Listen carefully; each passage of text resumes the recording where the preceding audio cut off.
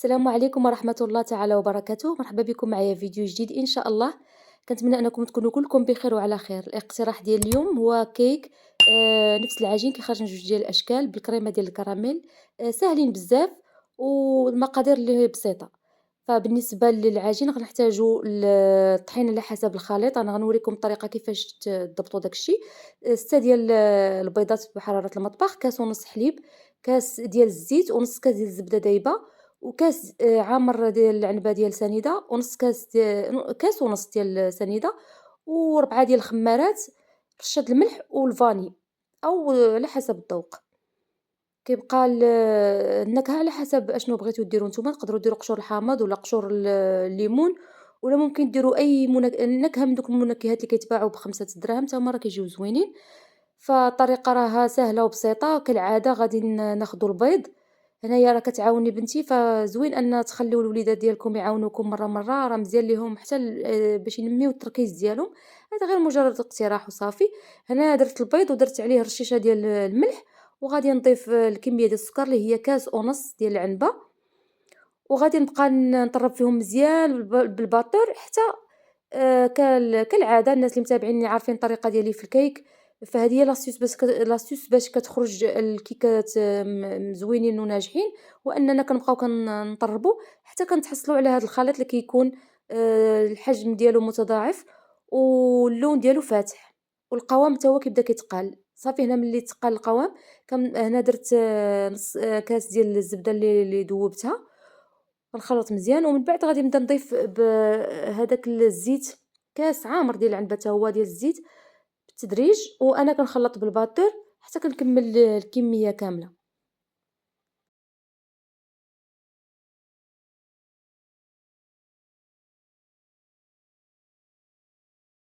هنا ضفت معلقة ديال الفاني.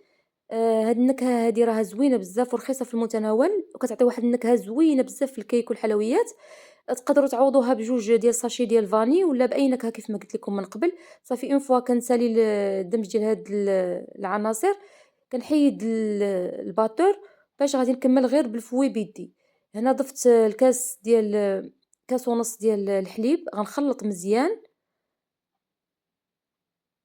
وصافي. غادي نبدا كنضيف الطحين بالتدريج، كنبقى نحرك، والمساعده ديالي راها كتعاونني كتكب ليا الطحين، وانا كنحرك حتى غادي نوريكم كيفاش انكم تضبطوا القوام ديال الطحين بلا ما يعني ما يمكنش نكتب المقادير ديال او المقدار ديال الطحين بالضبط. علاش؟ لان كل طحين والنوعيه ديالو، كاين الطحين اللي دغيا يقصح لينا الخليط وكيجينا قاصح، وكاين اللي العكس. فباش نعرفوا ال العجين ديالنا أنها صافي بارك عليها من الطحين، أنا غنوريكم الطريقة في الآخر. هنا ضفت 4 ديال الساشي ديال الخمارات ديال الحلويات، وغنكمّل في الخلط حتى نتحصل على واحد العجين اللي صافي كنعرف بلي راه هذاك هو القوام اللي مزيان، ما غاديش تفش لينا نهائيًا الحلوى أو الكيكات ملي غادي نخرجوهم، وفي نفس الوقت ما غاديش يجيو مدقسين وقاصحين. فكيفاش الطريقة غادي نوريكم في الأخير كيفاش كتبدا كتقال معايا العجينة. كنبدا كنحركها بهذيك الطريقة، وكنكتب رقم ديال 8 كيف ما كتشوفوا، كنهز وكنكتب رقم 8. إلا غبر دغيا راه باقي خاصها الطحين، أنا دغيا غبر كتحسبيه، خصك تحسبيه 10 ديال الثواني عادة باش كيبدا كيغبر الرقم ديال 8. أما إلا كتبتي رقم 8 وبقى أكثر من 10 ديال الثواني، فكتعرفي أنك درتي الطحين بكمية أكبر، خصك تزيدي السائل. فهنا باقي هنايا كتبت رقم 8 وحسبت ال10 دغيا غبر، لا يعني خاصني نزيد الطحين. زدت الطحين وكنستمر بنفس الطريقة، كنحرك مزيان وكندير هاد الطريقة هادي راها كتعاون على الكيك كيجي مزيان. كنكتب رقم 8 صافي. ملي حسبت حتى ل10 وبقى مكتوب صافي، هنا عرفت بلي الخليط صافي راه وهذاك هو القوام الصحيح ديالو.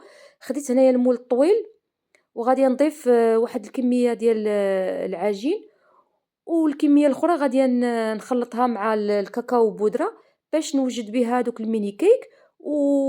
ودرت بحساب أن غادي يبقى ليا من الخليط، وغادي نضيفو عاوتاني لهاد الكيك هذا باش نتحصل على كيكة اللي فيها جوج ديال الألوان، الأبيض والأسود. فكنخلطها واحد شي شوية باش يخرجوا هادوك لي بولدير وباش تجينا ناجحة. صافي هنا كيف ما قلت لكم غادي نضيف ساشي ديال الكاكاو. إلا كان عندكم ديال العبار غتاخدوا معلقة كبيرة عامرة صافي، وغنخلطوا هاد الخليط مزيان حتى كينسجم مع بعضياتو. وكنكون وجدت هادوك لي مول أو لي ميني مول ديال الكيك ديال مول العجيب، راهم كيتباعوا ب3 دراهم. أنا شريتهم ب50 ريال الوحدة. زوينين بزاف وعمليين وكيعطيو كيكات يعني فرديين حسن، يعني الفكرة ديالهم زوينة بزاف والشكل ديالهم أنيق. صافي ملي ساليت الخلط، راني قلت لكم كيف ما قلت لكم أنني موجدة ليمون اللي دهنتهم مزيان مزيان بالزبدة، فهذه نقطة مهمة بزاف، كدهنوهم مزيان بالزبدة كاملين ديروا ليهم الطحين. عاد باش عمرتهم، بطبيعة الحال ما كنعمروهمش باش كاملين باش ما يتفرقعش، كنعمرو غير نصف ديال الكمية وكنخليو النصف الآخر خاوي لأنهم كينتفخوا. خديت واحد العويد ودورت عليهم، لأن هذيك الطريقة كتجيب الكيك متساوي وصافي. هذه هي لافونتاج ديالها. هذاك الباقي ديال الكيك كيف ما قلت لكم ضفتو للكيكة الأخرى، وبنفس الطريقة كناخد واحد العويد وكندير واحد بحال كندير خطوط. هذيك الطريقة تخلينا أننا نتحصلوا على كيك اللي الوجه ديالو متساوي. غندوز نوجد الكريمة، غنحتاج فيها 2 كيسان ديال الحليب وكاس عامر ديال سنيدة ومعلقة ونص ديال النشا وقبصة ديال الملح ومعلقة ديال معلقة صغيرة ديال الزبدة، نسيت ما ضفتهاش في المكونات. غناخد 2 الكاسرونات. الكاسرونة الأولى غادي نحط فيها الكاس ديال سنيدة، والكاسرونة الثانية 2 كيسان ديال الحليب وغادي نديرهم على النار. بالنسبة للكاسرونة الأولى نخفضوا عليها النار وكنخليوها باش تعطينا كراميل، والكاسرونة الثانية خاص داك الحليب يفيض معانا باش ملي نضيفوه الكراميل ما يتحجرش. بطبيعة الحال ما خصناش نقيسوها نهائيا بحتى شي أداة. هنا خديت واحد 4 كاس ديال الحليب اللي هو 2 معالق كبار ديال الحليب بارد، وضفت ليه النشا معلقة ونص، وغنخلطهم مزيان ونخليهم حتى غنحتاج ليهم من بعد. علاش ما درتش النشا الحليب اللي فوق النار؟ لأنه اون فوا غادي نديرو النشا فوق حليب سخون غادي تكتل وغادي يخسر لينا الكريمة ديالنا. فهذه هي الطريقة الصحيحة. كيف ما قلت لكم الكراميل باش ينجح معاكم نهائيا ما تقيسوه بحتى شي معلقة ولا حتى شي حاجة ديال العود ولا حتى شي حاجة نهائيا، كتخليوه حتى كيذوب تماما ويولي كله ماغون بهذه الطريقة هذه. عاد باش يمكن لكم ديك الساعة دوزو باش تكملوا ليه الذوبان ديالو بشي أداة وتكون ضروري ديال العود. هنا صافي ملي داب معايا مزيان خديت هاد السباتول ديال العود وغادي نبقى كنحرك مزيان حتى كيذوب مزيان صافي كيولي بحال العسل. وهاديك الساعة غادي ندوز باش نضيف ليه هذاك الحليب اللي غادي يكون فاض. ضروري الحليب أننا يكون سخون مزيان باش ما هنا ضفت رشة ديال الملح راه مهمة كتعدل لينا الذوق. في هاد الأثناء هادي أو في هاد المرحلة هادي كننصحكم أنكم ت تردّوا البال، لأن السخونية كطلع بالجهد. بعدوا يديكم شوية على هاديك سباتول وبعدوا وجهكم وكبّوا الحليب بالتدريج وبشوية عليكم وحركوا، حركوا وعندكم ردّوا البال لأن الحرارة ديال هاد الكراميل مع الحليب كتكون مجهدة وممكن تحرقوا ولا شي حاجة، فبشوية عليكم خاصةً المبتدئات. صافي هنا بانت لي العافية مجهدة، مشيت للبوطة الأخرى ونقصت العافية. عاد غنكمل التحضير ديال هاد الكريمة هادي غادي نبقى كنحرك في الجنيبات. ضروري ما كنلصق لكم شوية السكر فكدوزو من الجناب حتى كتقلعوا هذاك السكر اللي كيكون لاصق تماك. هنا ضفت الكمية كاملة ديال الحليب السخون اللي بقات ليا صافي، وبالتحريك بحال هكا بهاد الطريقة هادي. ودوك الجنيبات ضروري كنلقى فيهم واحد شوية ديال السكر لاصق كنحيدو وكنبقى نحرك فيه مع القاع ديال الكاسرونة حتى كيندمج مع ديك الحرارة وكيذوب. صافي هذاك شوية ديال السكر اللي بقى راه كيذوب ما كيبقاش. كنستمر في التحريك بهاد الطريقة هادي وكنحاول أنني نذوب جميع هادوك التكتلات إلا بقاو لينا، فما بقاوش ليا بزاف غير فقط قطعة بسيطة. غنبقى نحرك حتى غادي يذوب تماما، ومن بعد غادي نضيف هاديك النشا اللي خلطت مع الحليب باش ديك الساعة غادي القوام يتكتف ويعطينا القوام كريمي باش نعمرو إن شاء الله هاد الكيكات ديالنا.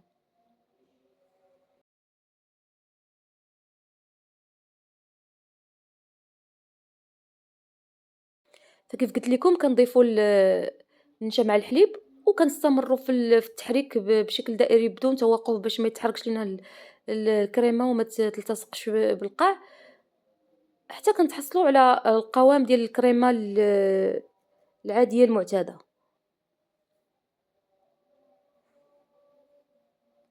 صافي من بعد هنا ضفت ليهم واحد المعلقة صغيرة ديال الزبدة، ممكن تعوضوها بمعلقة كبيرة ديال الزيت، فقط من أجل هذيك اللمعة ديال الكريمة وصافي، فما عندها حتى شي علاقة بالذوق، ديجا كيكون هذاك المذاق ديال الكراميل غالب وزوين، ما محتاجش حتى شي نكهة، فهاديك الزبدة فقط باش تعطينا لمعة لهاديك الكريمة وصافي.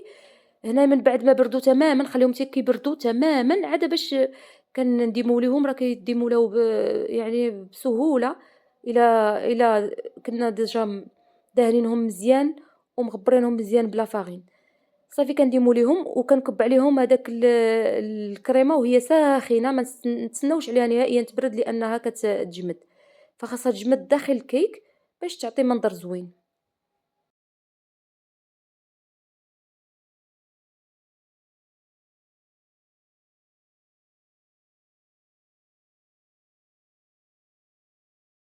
هذا الكيك الآخر من بعد ما طاب راه تحمر مزيان من التحت ومن الفوق، ما بغيتوش يتحمر بزاف باش يبقى محافظ على الرطوبية.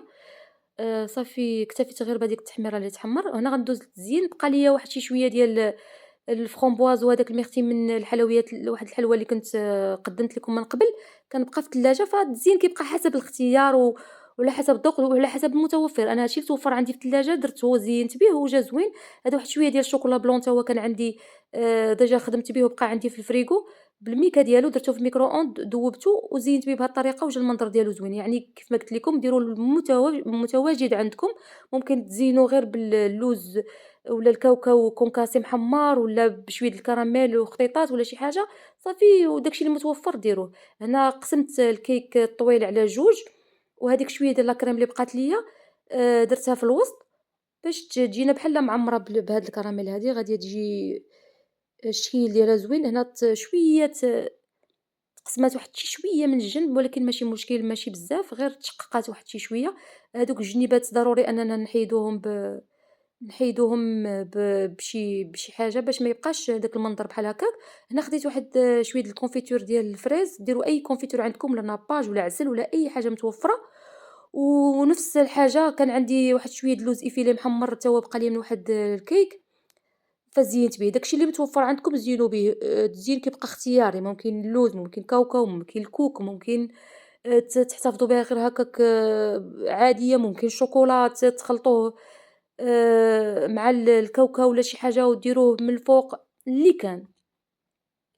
أنا درت اللوز إيفيليك كيف ما قلت لكم كان عندي ديجا محمر، بقى ليا من واحد الكيك كنت درتو، فأي حاجة بقات ليا كنحتفظ بها وكتنفعني من بعد. وهاديك شوية ديال الشوكولا بلون شاط ليا واحد شي شوية، ودرت هادوك الخطيطات حتى هما جاو زوينين. فملي تكونوا مثلًا خدمتوا بشي حلوة ولا شي حاجة وشاط لكم هاداك البوش باقا ولا ديك الميكا باقي فيها شوية ديال الشوكولا، ما ترميوهش، احتفظوا به في المجمد وراه ينفعكم كيف ما وقع معايا دابا.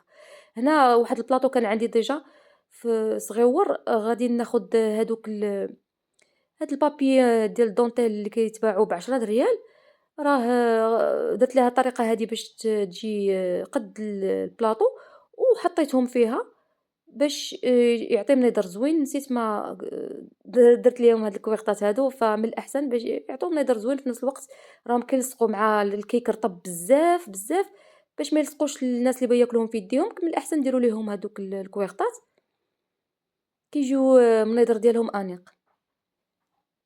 وكيف ما قلت لكم التزيين كيبقى على حسب الاختيار، ممكن تخليهم غير هكاك بهذاك الكراميل فقط، تحطوا لوزة، تحطوا قرقاعة، تحطوا أي حاجة راه كتجي زوينة، ولا طريف د الفريز اللي كان، ولا غير ترش هكا ديروا شوية د الكاكاو بودرة في شي صفاية هكا تغبروها من فوقهم، كتجي بنفس الطريقة منظر زوين. هادي الكيك الطويل درتو في الطبسيل، هذا هو المنظر ديالو.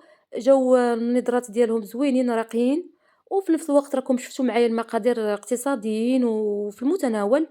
كنتمنى ان هذا الاقتراح يكون نال اعجابكم، وكنتمنى ان القناه او المحتوى يكون نتا هو عجبكم، وما تبخلوش عليا بالاشتراك وباللايك. وشكرا على حسن المتابعه. كنتمنى انني نكون فدتكم، والى اللقاء فيديو قادم ان شاء الله. خليت لكم الراحه.